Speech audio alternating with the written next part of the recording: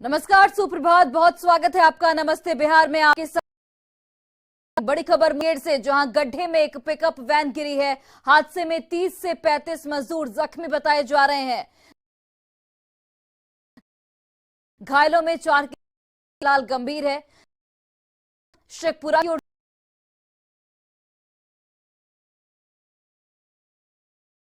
जख्मी हो जाते हैं। फसल की कटाई करने ये सभी मजदूर जा रहे थे। घायलों में ज्यादातर महिलाएं शामिल हैं। शराब के नशे में ड्राइवर धुत था, ये जानकारी निकलकर सामने आ रही है। हालांकि ड्राइवर और खलासी फरार बताए जा रहे हैं। तो एक भीषण हादसा हुआ जिसमें 30 से 35 मजदूर जख्मी हो गए हैं। पिकअप वैन गिरे। अरुण इस वक्त जुड़ गए हैं। अरुण, क्या कुछ जानकारी मिल पा रही है? घायलों की स्थिति क्या बनी हुई है? जी, मैं बता दूं कि जो 4 से 5 जिनकी स्थिति अभी नाजुक है, हालांकि अभी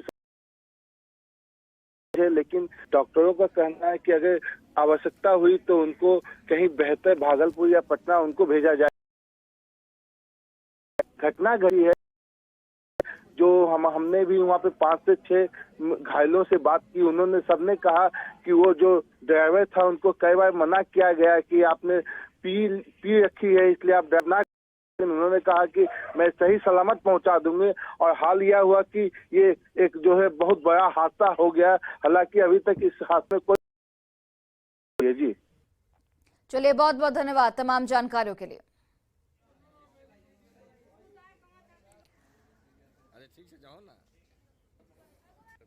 दाल उखाड़ हाँ? दाल उखाड़ने के लिए कहाँ गए थे? वो जा रही है कसमादी। ड्राइवर गाड़ी उल्टा दिया। ओ तो फिर भाग गए। कत्ते लोग थे सब गाड़ी में? तो सब एक पिकअप लिया, एक पिकअप 40 लोग 50 लोग 40-50 हो जाए जैसे एक पिकअप में एक पिकअप चल गए। मौसरी के साथ। अच्छा, तो फिर पलटी। अच्छा, कैसे पलटी खा गया? दारू पी के या ड्राइवर या बगल काट में घायल के खड्डा बस चल गए। ओ खड्डे में गिरा दिया। अच्छा, कितने लोग यहाँ पे आए घायल? करीब 3 दर्जन के लगभग है। क्या स्थिति है उन लोगों में खासकर? कुछ तो सीरियस है, 4-5 सीरियस है। और मुंगेर में पुलिस ने मिनी गन फैक्ट्री का भंडाफोड़ किया है। मुफस्सिल थाना क्षेत्र के तारापुर दियारा इलाके में 5 मिनी गन फैक्ट्री का पर्दाफाश करते हुए पुलिस ने 5 बेस मशीन, अर्धनिर्मित पिस्टल और 2 जिंदा कारतूस बरामद किए हैं। हालांकि इस दौरान हथियार बनाने वाले अपराधी मौके से भागने में सफल रहे। तो बड़ी खबर, बड़ी जानकारी, 5 मिनी गन फैक्ट्री का खुलासा किया गया है। गन बनाने के सामान भी यहां पर बरामद किए गए हैं। हमारे सहयोगी अरुण एक बार फिर से जुड़ गए हैं। अरुण, क्या कुछ अपडेट इस पूरे मामले को लेकर? जी, सबसे पहले बता दूं कि मुंगेर जो है वो जो है इलीगल वेपन्स का एक हब। जैसे यहाँ की जो पुलिस है वो लगातार इन अपराधियों तथा हथियार निर्माताओं के खिलाफ जो है अभियान चलाती है। और अभी जो अभियान चलाई गई है उसमें 5 मिनी गन फैक्ट्री का खुलासा हुआ है। और मैं एक बात साथ में बता दूं कि अब जो नया सेंटर वो पश्चिम बंगाल का मालदा जो है अब हथियारों का हब बन गया है। वहाँ से जो है कच्चा जो माल होता है वो आता है, जिस बात का जो है एसपी ने खुलासा किया है। जी चलिए, बहुत बहुत धन्यवाद अरुण तमाम जानकारियों के लिए। हथियार बनाता है, वो इकट्ठा होकर हथियार बना रहा है। उसी के क्रम में थानाध्यक्ष मुफस्सिल और रविकांत प्रसाद सब इंस्पेक्टर, हमारा टीआईयू टीम और मुफस्सिल बल सब लोग गए वहाँ। रात में ही प्रस्थान किए। रात में जाके वहाँ लोग रेड किए हैं। सुबह रेड करने पर लोग जो थे, कुछ बड़ा था कुछ लोग था, भाग गए क्योंकि दियारा क्षेत्र का लाभ उठा के। और वहाँ सर्च करने के बाद ये सामान मिला हुआ है। और बांका में मासूम बच्ची से रेप के आरोपी को पुलिस ने गिरफ्तार कर लिया है। गांव के ही एक शख्स ने बच्ची से हैवानियत की घटना को अंजाम दिया था। परिजनों के बयान के आधार पर पुलिस ने आरोपी को गिरफ्तार कर लिया है। वहीं बच्चे का अस्पताल में इस वक्त इलाज जारी है। तो बड़ी खबर, पीड़ित बच्चे का इस वक्त इलाज जारी है। मासूम बच्ची से रेप का आरोपी हालांकि पुलिस की गिरफ्त में है। पीड़ित परिवार के बयान पर आरोपी की गिरफ्तारी संभव हो पाई। लड़की के माँ बाप का बयान के आधार पर, गांव ग्रामीणों के बयान के आधार पर, चूँकि उस बच्ची के साथ में प्रदीप यादव जो गांव का ही रहने वाला है, प्रदीप यादव उर्फ प्रमोद यादव, उसे हम लोगों ने फिर अगले सुबह को हमने गिरफ्तार किया। और देखिए, हरियाणा से भागकर आई 3 लड़कियों को पटना के करबेगहिया में एक घर से बरामद किया गया है। लड़कियों का आरोप है कि उनके घर वाले पढ़ने नहीं देते थे और शादी का दबाव बना रहे थे, जिसकी वजह से वो भागकर पटना आ गई। तीनों लड़कियां हरियाणा के फरीदाबाद की रहने वाली हैं। कदमकुआं पुलिस की मदद से लड़कियों को बरामद किया गया, जिन्हें हरियाणा की पुलिस अपने साथ लेकर चली गई है।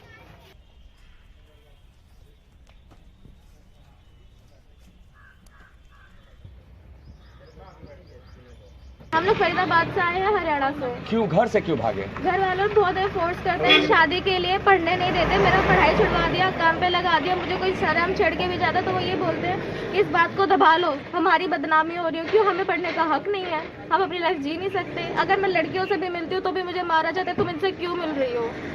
कब भागे घर से आप लोग? हम लोग घर से भागे थे 20 फरवरी। और उसके क्या था? क्या कारण था घर से भागना पड़ गया आपको?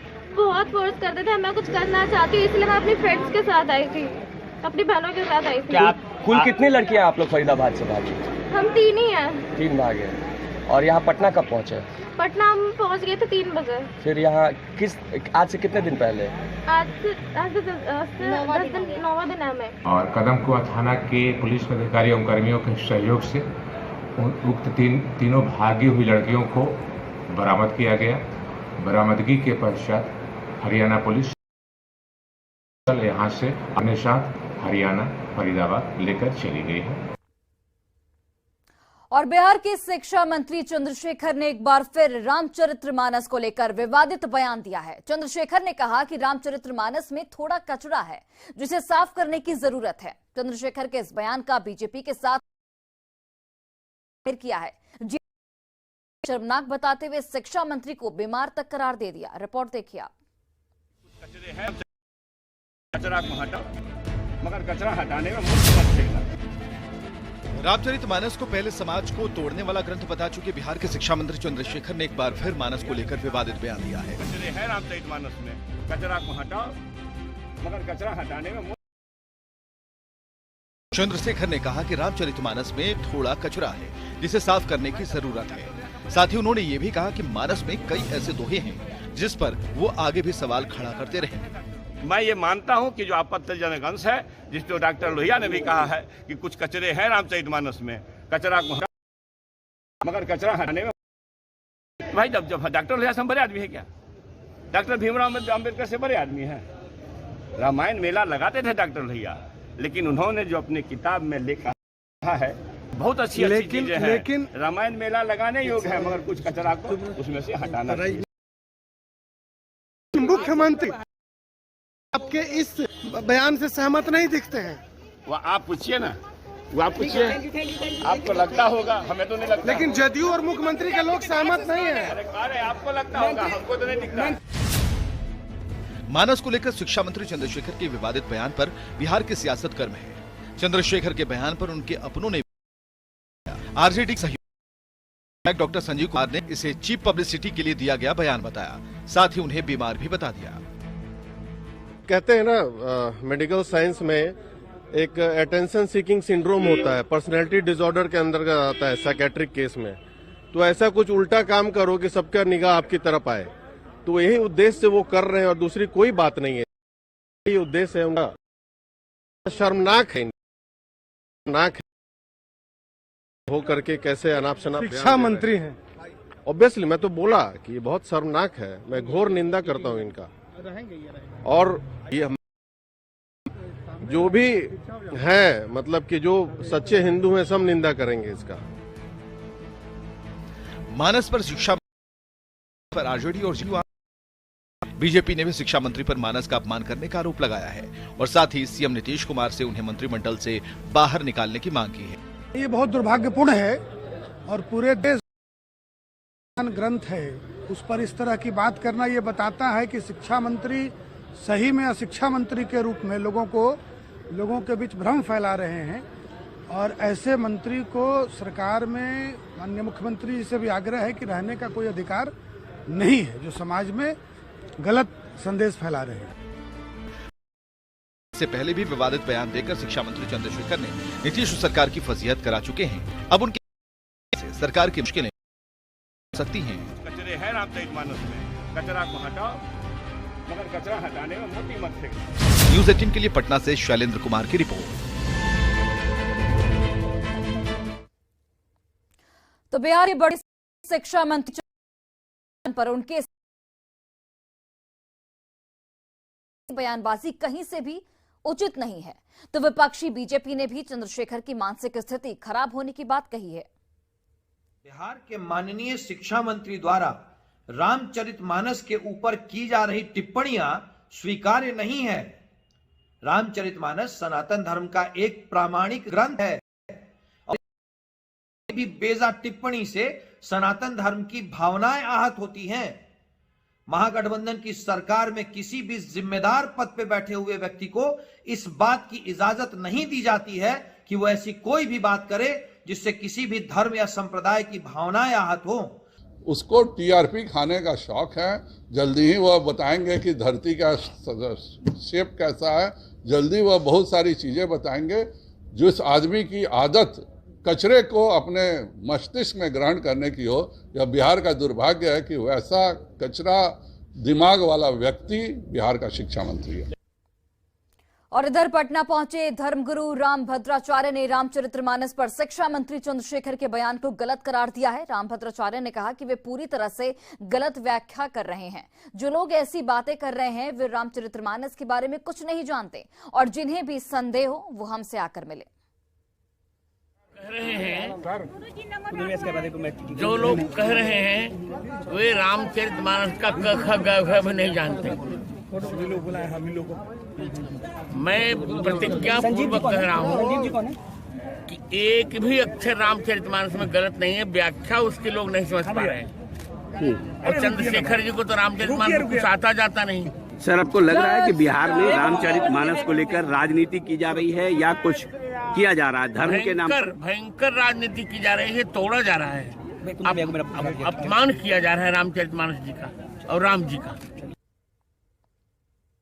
और चुनावी रणनीतिकार प्रशांत किशोर ने एक बार फिर लालू प्रसाद यादव और नीतीश के शासनकाल पर निशाना साधा है और बिहार की जनता से ठगी का आरोप लगाया है। सीवान में जनसुराज पदयात्रा के 150वें दिन हसनपुरा में प्रशांत किशोर ने लोगों को संबोधित किया, जिसमें प्रशांत किशोर ने कहा कि बिहार में पिछले 32 सालों से 2 ही लोग शासन कर रहे हैं, फिर भी बिहार की तकदीर नहीं बदल रही क्योंकि ये लोग बिहार की जनता को ठगने में लगे हुए हैं। सोचत रहो कि कोई मंगल ग्रह से आके बिहार के सुधार दी, नहीं सुधरने वाला है बिहार। 32 वर्ष से लालू नीतीश एक से बढ़िया कोई नहीं खेलो। एक आदमी को 32 वर्ष से वोट दे रहे हैं, दोष ओकरा के देता नहीं। रवा लुगा खरीदे जाई, एक दिन कोई दुकान में ठग ली तो फिर वो दुकान में जाई दोबारा जाई आके घरे कह कि फिर ठगा गई तो आदमी क्या कही कि जब जानते रहो कि दुकान वाला ठगेला तो काहे गईलू है, तो जब जानता नहीं कि नेता 30 वर्ष से ठगता तो फिर काहे जाके वोट देता नहीं ओकरा के। और मिथिला की पहचान मखाना को जीआई टैग मिलने के बाद पूरे मिथिलांचल क्षेत्र में खुशी की लहर है। मखाना अनुसंधान केंद्र के 22वें स्थापना दिवस के मौके पर दरभंगा पहुंचे केंद्रीय कृषि मंत्री नरेंद्र सिंह तोमर ने कहा कि एक बार फिर मखाना अनुसंधान केंद्र को राष्ट्रीय दर्जा दिलाने की दिशा में प्रयास किया जा रहा है, जिससे मखाना उत्पादन से जुड़े हर वर्ग के लोगों को काफी फायदा होगा। वहीं इस मौके पर मखाना अनुसंधान केंद्र के वैज्ञानिक ने कहा कि अगर इस केंद्र का विकास होता है, नई पहचान मिलती है तो पूरे इलाके की तस्वीर बदल सकती है।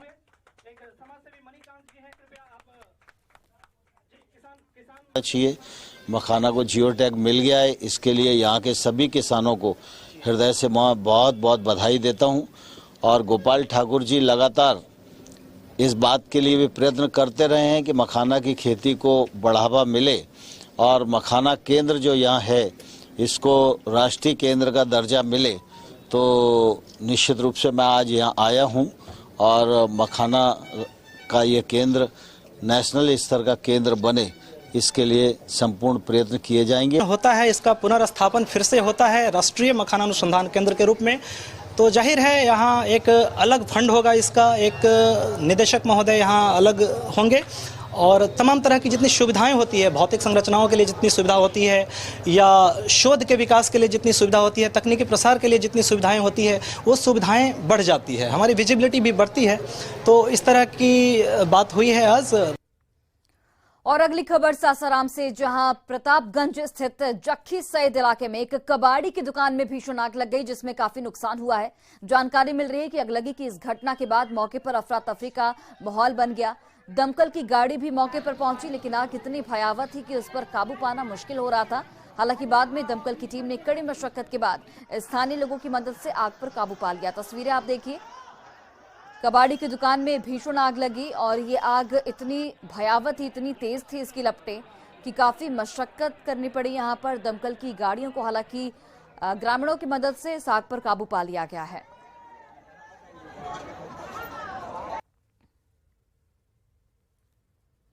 और बड़ी खबर बाघा से सामने आ रही है, जहां भैरवगंज थाना क्षेत्र के नड्डा गांव में एक प्राइवेट स्कूल और घर में आग लग गई, जिससे जो घर है और स्कूल है दोनों जलकर राख हो गए। बताया जा रहा है कि बारात में आतिशबाजी के दौरान पटाखे से निकली चिंगारी की वजह से ये आग लगी है। आग इतनी भयावह मच गई। इधर अगलगी की सूचना मिलते ही भैरवगंज थाना की पुलिस और फायर ब्रिगेड की टीम मौके पर पहुंची, जिसने कड़ी मशक्कत के बाद आग पर काबू पा लिया है।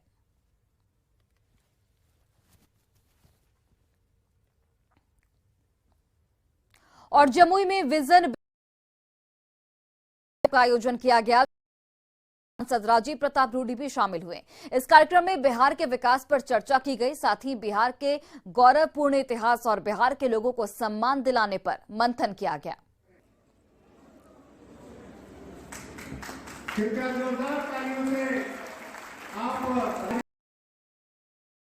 खराब को रोकना चाहते कि बिहारी अगर पूरे भारत और दुनिया में आगे है तो बिहार में क्यों पिछड़ा है। जो बिहारी बिहार से निकल करके दिल्ली बंबई जाता है वो बिहारी कहलाता है और अपने यहाँ लौट करके वो गरीब अपने जात से जाना जाता है। वो बिहारी ऐसा है जो पंजाब की सरकार बना देता है, वो दिल्ली की सरकार बना देता है, लेकिन आज तक ऐसी सरकार देश के सामने। डॉक्टर राजेंद्र प्रसाद केंद्रीय कृषि विश्वविद्यालय के दीक्षांत समारोह में शानदार प्रदर्शन के लिए 15 छात्रों को गोल्ड मेडल से सम्मानित किया गया। विश्वविद्यालय के तीसरे दीक्षांत समारोह में कुल 635 छात्र छात्राओं को उपाधि प्रदान की गई, जिसमें 260 छात्राएं शामिल रहीं। इस समारोह में केंद्रीय कृषि मंत्री नरेंद्र सिंह तोमर और केंद्रीय कृषि राज्य मंत्री कैलाश चौधरी ने भी शिरकत की। स्नातक में सभी विषयों में सर्वश्रेष्ठ प्रदर्शन के लिए ढोली की छात्रा पूर्वा शरण को विजिटल गोल्ड मेडल प्रदान किया गया। इस मौके पर गन्ना की उन्नत किस्म और विभिन्न तकनीकी पुस्तकों का भी विमोचन किया गया। इस मौके पर केंद्रीय मंत्री छात्रों से धर्म और संस्कार से जुड़े रहने की अपील करते हुए नजर आए।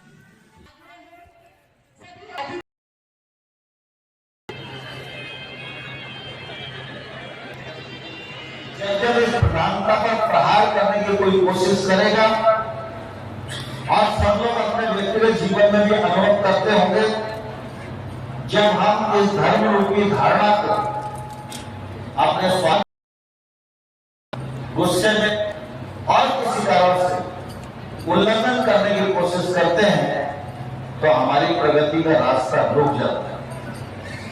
और जो लोग धर्म को धारण करके अपने जीवन को आगे बढ़ाते हैं, उनकी प्रगति को धरती पर कोई भी रोकने वाला नहीं होगा।